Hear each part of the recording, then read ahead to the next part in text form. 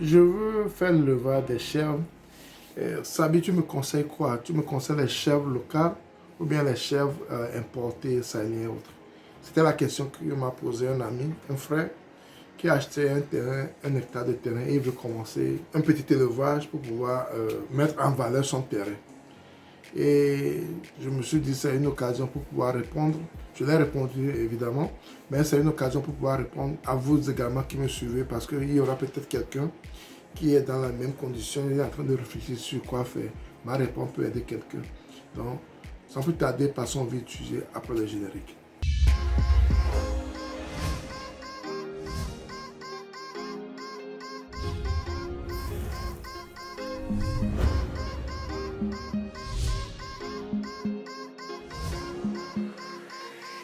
Si tu me découvres pour la première fois, mon nom est Sabi Aliati et sur ma chaîne Zago, nous parlons d'investissement en général en agriculture et en élevage. Cette thématique te soit importante également, tu as deux choses à faire. Abonne-toi à ma chaîne Zago, clique sur la cloche de notification pour ne plus rater nos vidéos à chaque fois que nous allons publier. Ensuite, partage au maximum pour qu'elle puisse être plus de personnes. N'oublie pas surtout un pouce, ce qui va permettre YouTube également de diffuser nos vidéos à un grand nombre de personnes. Cette question que mon ami m'a posée, il veut commencer l'élevage des chèvres. Il veut savoir s'il faut faire les chèvres locales ou bien les chèvres importées, sahéliennes, autres. C'est un terrain qui vient d'acquérir. Et c'est une question que je reçois souvent. Ceux qui me suivent, ceux qui savent que je suis dans le domaine des moutons, chèvres et autres, me posent ce genre de questions souvent. Et j'ai envie de répondre à cet ami et en même temps répondre à tous ceux qui sont intéressés et qui cherchent des réponses pour pouvoir prendre leurs décisions. Il faut dire que les chèvres sahéliens et les chèvres importés ont beaucoup d'avantages. Ils ont beaucoup d'avantages par rapport à nos chèvres locales. Ils grandissent très rapidement. Ça, c'est un, ils grandissent très rapidement. Il y a d'autres qui produisent beaucoup de lait comparé à nos chèvres locales. Ils produisent plus de lait. Et leurs viandes sont vraiment appréciées par rapport à certains chèvres de chez nous et autres. Donc, à cause de leur croissance, à cause de la production de lait, à cause de la multiplication des petits et autres, ça encourage les gens à vouloir aller vers ce genre de production. C'est bon, c'est bien, mais si tu veux démarrer l'élevage, et surtout quand tu es dans la diaspora, il n'y a personne, tu n'es pas super pour surveiller ce que tu veux faire. Moi, personnellement, je te conseille de commencer avec les chèvres de chez nous. Je te conseille de commencer avec les chèvres locales. Ou bien les moutons locaux si tu veux. Je te conseille de commencer avec ça. Surtout quand tu ne l'as jamais fait. Surtout quand tu ne l'as jamais fait. Quand tu n'as jamais pratiqué l'élevage et tu veux commencer avec des choses importées, des fois, c'est un problème. Parce que c'est un début, tu dois apprendre de ton métier. Tu dois apprendre ce que tu veux savoir. Même si tu as fait une formation, la pratique est différente de la théorie. La pratique est toujours différente de la théorie. Il y a des gens qui sont très forts, des agronomes, des ingénieurs, qui sont très forts en élevage sur papier. Quand on les met devant le fait, sur le terrain, il y a des gens qui n'ont même pas été à l'école, qui sont plus experts que ces experts qui ont été à l'école. Parce qu'ils ont de l'expérience. Ils ont beaucoup d'expérience. Et l'expérience parle en ce moment. Ils ont beaucoup d'expérience et l'expérience parle en ce moment. Donc, si tu veux commencer l'élevage comme ça, je te conseille de commencer avec les chèvres de chez nous. Tu prends quelqu'un qui ne maîtrise pas tellement aussi, que tu vas former, bien sûr, et qui sera là-bas. Donc, en prenant les chèvres de chez nous, naturellement, ils sont déjà habitués avec le climat. Ils sont plus résistants, plus rustiques.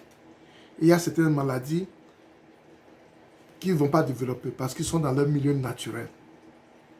Il y a certaines maladies qu'ils ne vont pas développer parce qu'ils sont dans leur milieu naturel. Donc, quand tu commences avec ces chèvres, par exemple, et celui qui travaille avec toi prend des formations, il maîtrise ce qu'il fait, il maîtrise la natalité, il maîtrise la prophylaxie et tout. Quand il maîtrise très bien cela, tu es sûr que tu réussis ton projet.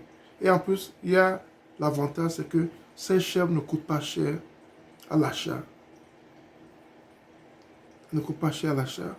Et ça ne va pas te faire tellement mal. C'est vrai que ça fait mal toujours quand on perd ces animaux.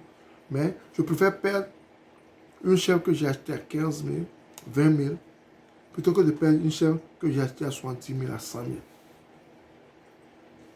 Il faut voir la part des choses. Je préfère perdre une chèvre que j'ai achetée à 15 000, 20 000 francs CFA, bien sûr, plutôt que de perdre une chèvre que j'ai achetée à 100 000, 200 000. Donc, quand tu achètes les chèvres moins chères comme ça, locales, que tu maîtrises là, ça serait facile pour toi de faire la transition pour aller dans les chèvres importées, les chèvres améliorées, parce que vous maîtrisez votre domaine et ça va permettre de mieux faire cette transition. C'est très important. Et même, vous pouvez faire maintenant les croisements. Vous achetez les mâles importés que vous introduisez parmi vos femelles locales et qui vont améliorer votre race. Vous pouvez améliorer votre race progressivement. Donc, vous avez tout. En plus, les chèvres locales, il faut voir que chez nous au Togo, par exemple, les bonnes dames qui vendent le foufou et autres, et même quand il y a les jeux se rassemblent pour faire des petites fêtes et autres, ils préfèrent acheter les chèvres qui ne sont pas trop chères. Et quand tu as les races locales un peu améliorées, ça serait facile pour toi de vite les liquider. Plutôt que d'acheter des chèvres qui vont jusqu'à 400 000, 500 000. Combien de personnes, combien de jeunes peuvent acheter cela? Et même les dames qui vendent au bord des routes, qui vendent à manger, ils achètent les chèvres locales qui sont à un prix acceptable. Ça leur permet de faire leur business. Donc quand tu veux faire une production, tu commences avec là. Et quand tu améliores ta race, ton coût de vente ne soit pas trop élevé. Ton coût de vente ne soit pas trop élevé. Ça va te permettre à toi élevé aussi d'avoir un très bon marché. Ça te permet à toi élevé d'avoir un très bon marché. Il faut savoir que en agriculture, ça ne sert à rien de courir. Il faut partir à point. Il faut aller étape par étape. Il faut aller progressivement. Je connais un monsieur, un jeune que j'admire beaucoup, Sifa, qui est à Nier. Là, il a commencé avec 5 moutons locaux. Et actuellement, il a les moutons sahéliens à son niveau. Parce qu'il a amélioré la race progressivement. Et grâce à cela aussi, son prix de vente est acceptable, abordable.